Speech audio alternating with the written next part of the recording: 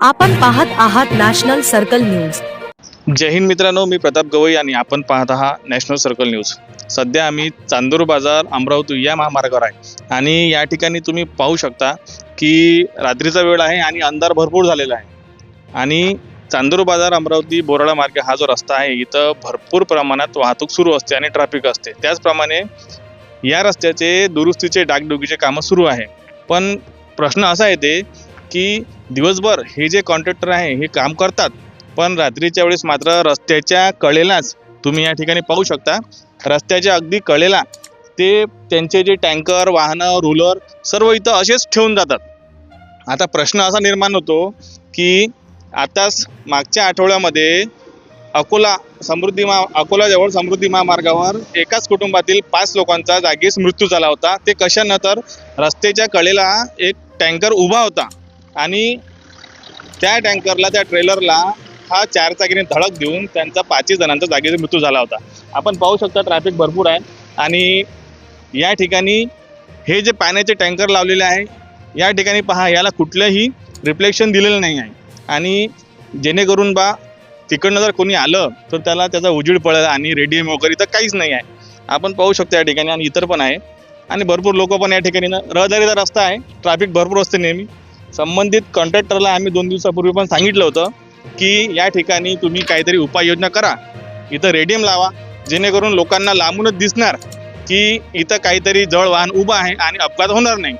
आता तुम्ही या ठिकाणी पाहू शकता असा कुठल्याच वाहनावर इथं रिफ्लेक्शन लावलेलं नाही आहे, रेडियम लावलेलं नाही आहे। काही युवक पण या ठिकाणी आहे, त्यांची पण प्रतिक्रिया घेऊ। दादा या जरा पुढे इकडे। खूप मोठे मोठे जळ वाहन या ठिकाणी यांनी रोलर पूर्ण क्रेशर वगैरे ठेवलेलं आहे। या ठिकाणी काही युवक पण आहे, जवळपासच्याच गावातले आहे। दादा कुठले आपण शिराळा। तुमचा नेहमीचा रस्ता आहे का? नेहमीचा आता या ठिकाणी हे अंधारामध्ये इथं भरपूर अंधार आहे। आताच आम्ही थोड्या वेळ आधी इकडून जात होतो, जाता आम्हाला दिसलं, आम्ही याच्यावरती जातो, पुढून जेव्हा लाईट पडत होता गाडी चर्चा पण केली। काय होते साहजिक जे 4 व्हीलर वाले आहे ते लाईट पण कमी जास्त करत नाही, सरळ चालतात। अशात तिकडून येणारा वाहन किंवा 2 व्हीलर वाले यांनाही दिसतच नाही, सरळ धडक होते। आता मागच्या आठवड्यातच एक अकोला समृद्धी महामार्गावर 5 जणांचा जागीच मृत्यू झाला होता। त्याच्यामध्ये 12 वर्ष छोटी चिमुकली मुलगी होती, तिला गव्हर्नमेंट जॉब लागला होता, जॉईनिंगसाठी जात होते। काय संबंधित कॉन्ट्रॅक्ट काय वाटतं तुम्हाला शासन? आणि या रस्त्यावरती ऍक्सिडेंट सुद्धा खूप वाढलेले आहे, वाहतूक खूप नसलेला आहे आणि त्याच्यानंतर रेडियम सुद्धा लावलेले नाही। रेडियम लावले नाही, अजिबात रेडियम नाही, दिसतच नाही समोर। आम्ही काय म्हणतात तुम्ही सार्वजनिक बांधकामचे विभागाचे अधिकारी झाले, यांनी कमीत कमी जागा पाहून तरी लावायला पाहिजे, रस्त्याच्या साईडला किंवा इथे असं लावायला नाही पाहिजे। म्हणजे असं वाटते की विकासाच्या नावावर लोकांच्या जीवाची खेळ सुरू आहे। बरोबर। आणि या रस्त्याचं काम सुद्धा जे होत आहे ना ते बरोबर नाही होतं। जो रस्ता जो आहे तो खालीवर झालेला आहे पूर्ण रस्ता। अच्छा, रस्ता पण निकृष्ट दर्जाचा होत आहे। तसं हे डागडुगीचे काम करत असे ते सांगत आहे की जरी सुरू असून पण व्यवस्थित नाही होत आहे खालीवर, कारण भरपूर जागेवर जिथे डाग ते दुरुस्त करत आहे ना, जेव्हा 2 व्हीलर चालते तेव्हा हे जेव्हा डागीवर चढा 2 व्हीलर खाली सरकते, साईडला सरकते, त्याच्यामुळे स्लिप व्हायचा प्रयत्न आणि भरपूरशे लोक पडतात। माझी स्वतःची 2 व्हीलर मी स्वतः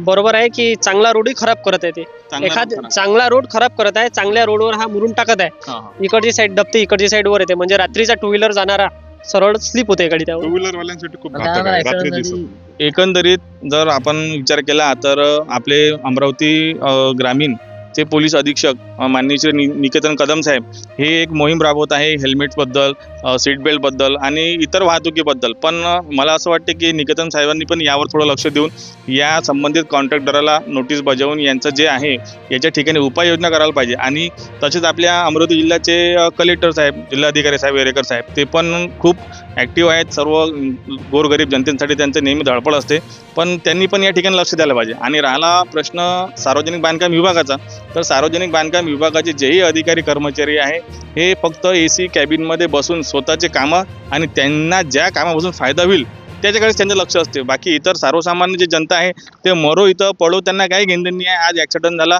ते उचलणार, त्यांचा क्लेम करणार, जे काही असेल इन्शुरन्समध्ये होणार, पण त्यांना जीवाचं महत्त्व काय आहे हे त्यांना अजिबात माहित नाही सार्वजनिक बांधकाम विभागाच्या अधिकाऱ्यांना। शनिवारची गोष्ट आहे, तिथे मुरुम टाकणं सुरू आहे, मुरुमाचे त्यांनी असे थप्पे लावले, समोरून गाडी येणाऱ्याला आपल्या 2 व्हीलरचा लाईट हा एवढा 4 व्हीलर सारखा सरळ नसतो, मोठा नसतो, तर टू व्हीलर वाल्यांना सरळ तोंडावर गेल्यावर माहिती पडते की समोर हा मुरुमाचा ढीक पडलेला आहे. हा पुढं जे समोर मी माझ्या सरळ गेली, त्यांनी ठोकलं, पडला. तिथे लोक जमा झाले, त्याला उचललं आणि आता तुम्ही या ठिकाणी पाहू शकता माझ्या फोर व्हीलरचा लाईट सुरू आहे, त्याच्यामुळे आम्ही सगळं इथे दिसत आहे आणि हे सर्व दिसत आहे.